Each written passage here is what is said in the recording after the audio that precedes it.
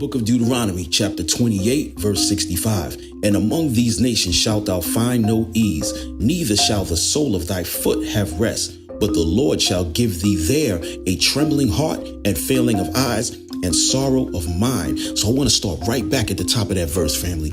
And among these nations shalt thou find no ease, neither shall the sole of thy foot have rest. Because that chattel slavery, we could not have rest. All right. And even after the chattel slavery, you had what was known as what? The so-called slave emancipation. But you had the black codes, which restricted our so-called freedoms.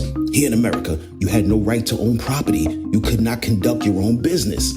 All right. And if you couldn't conduct your own business, guess what? You had to go work for the white man. And guess what? You were going to make the lowest wages that you've ever seen. OK, you couldn't buy land. You couldn't even lease a piece of land. All right.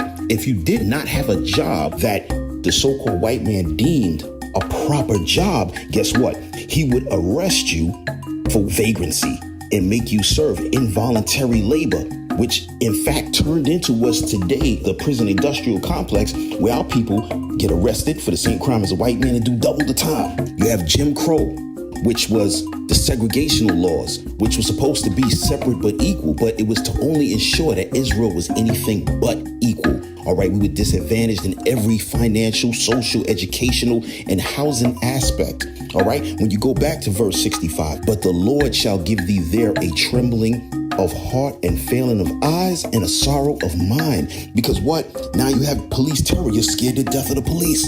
You get pulled over for a traffic stop. You're nervous about that. Oh man, I didn't make the right turn, but I might get killed. Okay, you're afraid in your own neighborhood of gang violence.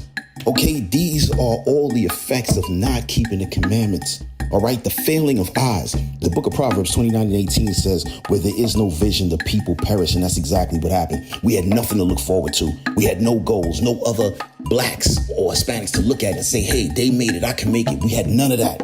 So guess what? We had that sorrow of mind, depression, that hopelessness. All right, because our people were destroyed because of the lack of the knowledge of themselves and not knowing that we had to come back to the laws of God in the faith of Christ. And with that, say shalom.